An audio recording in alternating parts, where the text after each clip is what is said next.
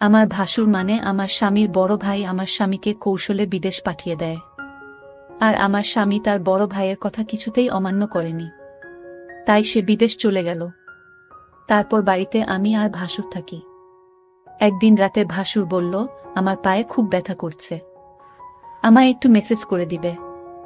ভাসুরের এটা ছিল মিথ্যা অভিনয়।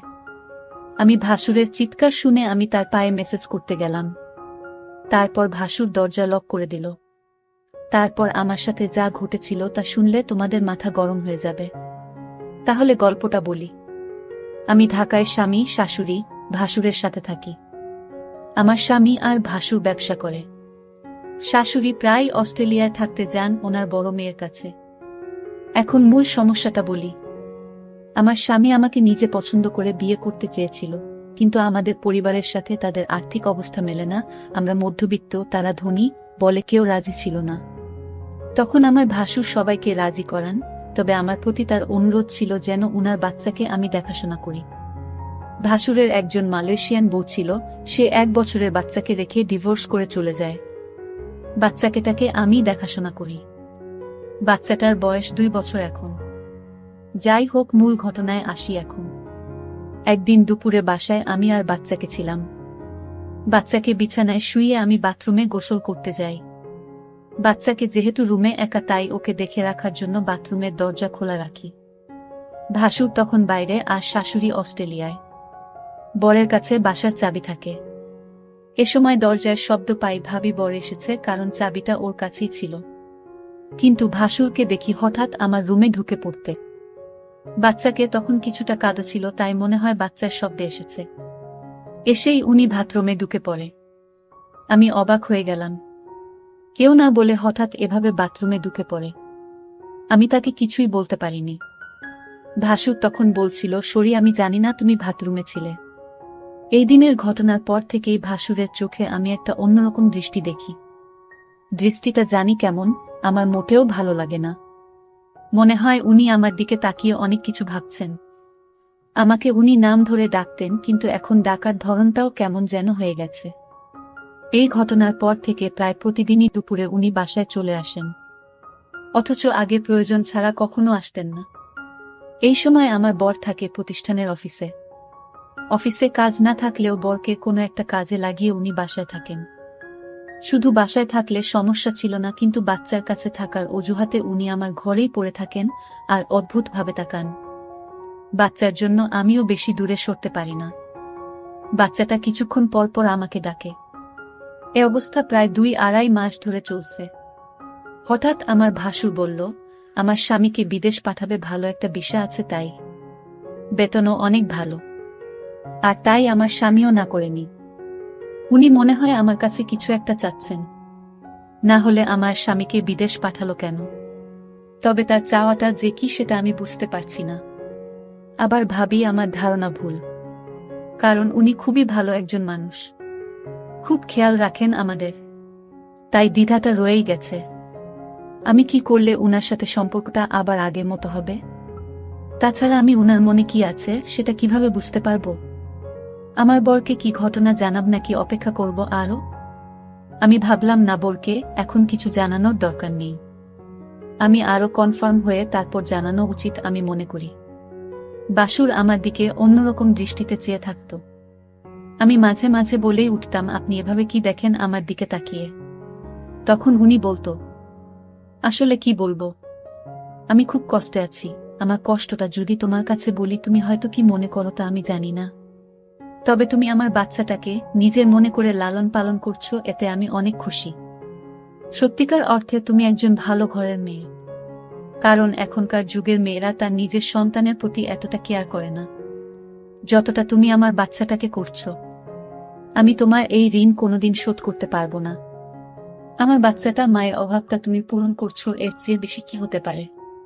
আসলে বিদেশি মেয়েরা তার সন্তানের প্রতি ভালোবাসা কম থাকে, তবে সবাই সমান না। বাঙালি নারীরা তার সন্তানের দিকে তাকিয়ে সারাটা জীবন কাটিয়ে দিতে পারে। বাঙালি নারীর কোনো তুলনা হয় না। তবে আমার ছোট ভাইয়ের বউ করে তোমাকে আনতে পেরে আমি নিজেকে ধন্য মনে করছি। আমার ভাসুর আমার এইসব প্রশংসা করছিল। আমি তার প্রশংসা শুনে অনেকটা চমকে গেলাম। বাবারে এত প্রশংসা। যাই হোক, ভাসুরকে একদিন দেখলাম খাওয়া দাওয়া ছেড়ে মনমরা হয়ে ঘরে শুয়ে আছে। এই বাড়িতে ভাসুরকে আমি দেখাশোনা ছাড়া আর কেউ নাই। দেখলাম ভাসুর আজ সারাদিন কিছু খায়নি। আমি ভাসুরকে বললাম, আপনার কি শরীর খারাপ? ভাসুর বলল, আমার মাথায় প্রচন্ড ব্যথা করছে সকাল থেকে, কি করব বুঝতেছি না। আমি ভাসুরকে বললাম, আমি কি মাথায় একটু মেসেজ করে দিব? মেসেজ করে দিলে হয়তো ব্যথাটা কিছুটা কমে যাবে। ভাসুর আমার মেসেজের কথা শুনে অনেকটা খুশি হলো। সে চেয়েছিল তার মাথায় মেসেজ করে দিই। আমি ভাসুরের মাথায় মেসেজ করছিলাম, এমন সময় সে বলল, দেখো তুমি মেসেজ শুরু করতেই আমার ব্যথাটা অনেকটা কমে গেছে। তোমার হাতে কি জাদু আছে নাকি? আমি তার কথা শুনে কিছুটা অবাক হলাম। আমি বললাম, মেসেজ করে দিলে এমনই ব্যথা কমে যায়। এখানে হাতের জাদু বলতে কিছু নেই। মেসেজ করলে ব্যথা কমে যাবে, এটাই স্বাভাবিক। ঠিক আছে, তোমাকে অনেক ধন্যবাদ মেসেজ করে দেওয়ার জন্য। আমার মাথা ব্যথা কমে গেছে। কিন্তু ভাসুরের মাথা ব্যথা ছিল না। মাথা ব্যথার অভিনয় করেছিল আমার সাথে। আমি এটা বুঝতে পারি আমি যখন তার রুম থেকে বের হই। তখন সে একা একা বলছিল, আমি ধীরে ধীরে আমার প্রতি ভালো মন মানসিকতা তৈরি করছি। সেটা আমি বুঝতে পারলাম। ভাসুর কেন আমার সাথে এমন মিথ্যা নাটক করছিল, তার উদ্দেশ্যটা কি ছিল তা আমার জানা খুব জরুরি ছিল। আমি বাড়িতে আছি, ভাসুরের সন্তান আর আমার ভাসুর। এরপর দিন আবার সেই অভিনয় শুরু করলো। সে আস্তে করে চিৎকার করছে আর বলতে লাগলো, আমার মাথাটা ব্যথা করছে, এখন কি করব? আমি তখন ভাসুরকে বললাম, ডাক্তারের কাছে যান, তাহলে সব ঠিক হয়ে যাবে। রোগ নিয়ে ঘরে বসে থাকলে কি আর চলবে, বা রোগ ভালো হবে? ভাসুর আমার কথাটা শুনে দেখলাম তার মুখটা অন্ধকার হয়ে গেল। আসলে কি তার মাথা ব্যথা করছে নাকি এসব অভিনয়? আমি তার হাবভাব কিছুই বুঝতেছি না। আমি ভাসুরকে বললাম, চলুন আজ আপনাকে ডাক্তারের কাছে নিয়ে যাই। ভাসুর বলল, তুমি একটু মেসেজ করে দিলেই তো মাথা ব্যথাটা কমে যায়। তাহলে শুধু শুধু কষ্ট করে কেন ডাক্তারের কাছে যাওয়া লাগবে কেন? আমি ভাসুরের কথাটা শুনে কিছুটা অবাক হলাম। সে চায় আমি তার মাথায় মেসেজ করে দেই। আসলে সে কি চায় সেটা আমার জানতে হবে। ভাসুরের এমন অভিনয় আমার কাছে ভালো মনে হচ্ছে না। এর মধ্যে আমার বর আমার কাছে ফোন করলো, আমাকে জিজ্ঞেস করলো, কেমন আছো সালমা? আমি বলেছিলাম, তুমি খুব শীঘ্রই বাড়িতে আসলে অনেক ভালো হতো। এতদিন বিদেশ থাকার দরকার নাই, তুমি যত দ্রুত সম্ভব চলে আসো। আমার স্ত্রীর এমন কথা শুনে আমি কিছুটা থমকে যাই। আমার স্ত্রী তো কোনোদিন এমন কথা বলেনি। আজ সে এমনভাবে বলছে আমি যেন আজই দেশে চলে আসি। আমি সালমাকে জিজ্ঞেস করলাম, তোমার কোনো অসুবিধা হচ্ছে সালমা?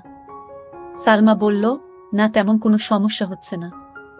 বড় ভাইজান তোমার খোঁজ খবর রাখে তো? আমি বললাম, ভালোই খোঁজ খবর রাখে। ঠিক আছে, এখন রাখি, পরে কথা হবে। ভাসুর আড়ালে থেকে আমার সমস্ত কথাগুলো শুনছিল। কথা শেষ হতেই ভাসুর চলে গেল তার রুমে। রাত হলো, ভাসুর আমায় ডাকছে, বলছে, সালমা, আজ আমার পায়ে অনেক ব্যথা করছে, বুঝলাম না আমার কি হয়েছে। দিন দিন রোগ বেড়ে চলেছে। তুমি কিছু মনে না করলে আমার পায়ে একটু মেসেজ করে দাও। সে ব্যথায় চিৎকার করছে আর বলছে আমার পায়ে অনেক ব্যথা করছে। আমি ভাসুরের চিৎকার শুনে তার পায়ে মেসেজ করতে শুরু করলাম। ভাসুর তখন ঘুমিয়ে পড়ল।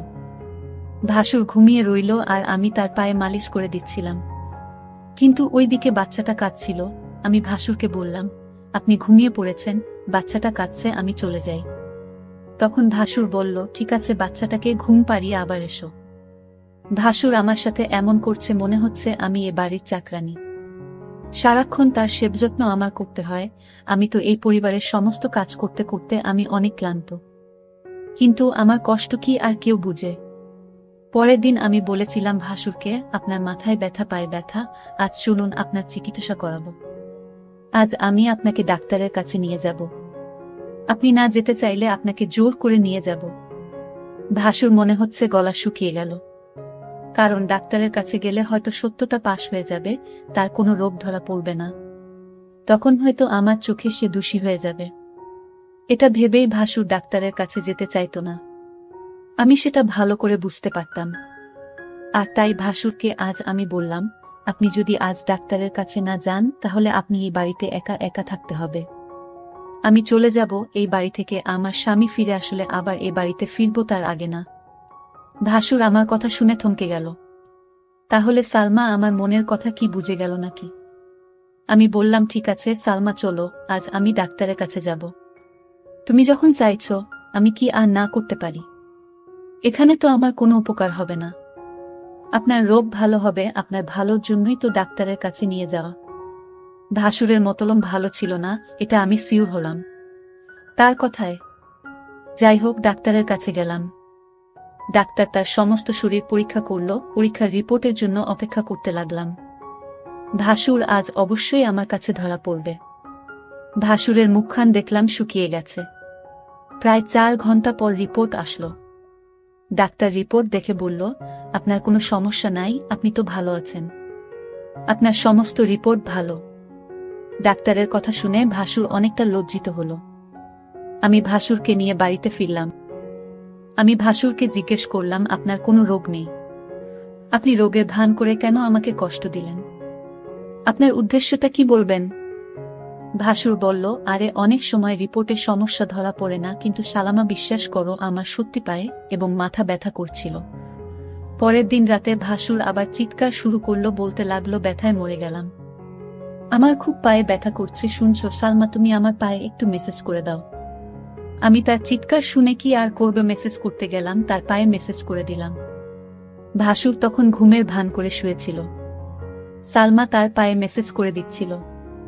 ভাসুর বলল, ঠিক আছে, আমার ব্যথা একদম নিরাময় হয়ে গেছে, এখন তুমি যাও, ঘরে গিয়ে ঘুমিয়ে পড়ো। কিন্তু সালমা দেখি আমার কথা কিছুই শুনেছে না। সে আমার পায়ে ধরেই ঘুমিয়ে গেছে। মনে হচ্ছে সে অনেক ক্লান্ত হয়ে গেছে। আমি বিছানা থেকে উঠে বললাম, তুমি এখানে কিভাবে এলে আর আমার রুমে কেন? এখানে তুমি কি করছো? ভাসুরের এসব কথা শুনে আমার মনে হলো, বাহ, আপনি তো ভালোই বলছেন। ভাসুর বলল, যাও তোমার রুমে গিয়ে ঘুমাও। ভাসুরের আজকে বিষয়টা আমি কিছুই বুঝতে পারছিলাম না। রাত শেষে সকাল যখন এলো, একজন লোক ডাকতে লাগলো, সালমা ম্যাডাম বাড়িতে আছেন? আমি বললাম, আমি সালমা, বলুন কি বলবেন। লোকটি আমার হাতে একটি কাগজ দিয়ে বলল, এটা আপনার স্বামী বাহির থেকে পাঠিয়েছে। আমি কামটা খুলে যা দেখলাম তা দেখে আমার মনে হচ্ছিল আকাশের বুঝি আমার মাথায় ভেঙে পড়ল। এটা ছিল ডিভোর্স লেটার। আমার স্বামী আমাকে বিদেশ থেকে ডিভোর্স দিয়ে দিয়েছে। আমার তো কোনো অপরাধ ছিল না, তাহলে কেন সে আমাকে ডিভোর্স দিল? আমি তো কিছুই বুঝতেছি না। আমি অনেকটা ভেঙে পড়তে লাগলাম, আমার মাথায় কোনো কাজ করছিল না। আমি এটা মেনে নিতে পারছি না, কোনো কারণ ছাড়াই আমাকে ডিভোর্স দিল আমার স্বামী, এটা আমি কিভাবে মেনে নিব? কিন্তু হঠাৎ আমার ইমোতে আমার স্বামী একটা ভিডিও সেন্ড করে পাঠালো। ভিডিওটা দেখে আমার মাথা ঘুরে গেল। ভিডিওটা তো আমি যখন ভাসুরের পায়ে ব্যথা ছিল তখন মেসেজ করছিলাম, সেই ভিডিও। আমি ভিডিওটা দেখে চমকে গেলাম। আমি ভাসুরের উপকার করলাম আর ভাসুর কিনা আমার স্বামীকে ভুল ধারণা দিল। কেন সে এটা করল? আমি ভাসুরের রুমে গিয়ে ভাসুরকে বললাম, আপনি কি মানুষ না অন্য কিছু? আপনি কিসের জন্য আমার সংসারটা ভেঙে দিলেন একটা মিথ্যা নাটক করে? আমার মন তো সহজ সরল ছিল, আমি কিছুটা বুঝতে পারছিলাম, কিন্তু আমি তা আপনাকে বলিনি, কারণ আমি আপনাকে সম্মান করি তাই। আর আপনি সম্মানের এই প্রতিদান দিলেন। ভাসুর তখন দরজা লক করে দিল। আমি বললাম, দরজা লক করলেন কেন? সে বলল, একটু পরে সবই বুঝতে পারবে। ভাসুর তখন আমার পায়ে এসে পড়ল আর বলল, তুমি আমায় ক্ষমা করে দাও। আমি যা করেছি আমার সন্তানের জন্য করেছি। আমি চেয়েছি তুমি আমার সন্তানের জন্মই হও। আমার সন্তানকে তুমি যেভাবে লালন পালন করছো, এতে আমি অনেক খুশি। আমি চাই তুমি আমার হয়ে সারা জীবন থাকো। আর তাই তো আমি এটা করেছি। নিজের সন্তানের জন্য সকল বাবা মা সবকিছু করতে পারে। আমাকে তুমি ক্ষমা করে দিও। তারপর আমার কিছু করার ছিল না। আমি ভাসুরের সন্তানের দিকে তাকিয়ে তার কথা মেনে নিলাম। কিন্তু ওই দিকে আমার স্বামী একটা বিদেশি মেয়েকে বিয়ে করে বাড়িতে নিয়ে আসলো। বন্ধুরা, আজকের গল্পটি কেমন লাগলো তা অবশ্যই কমেন্ট করে জানাবেন। ধন্যবাদ।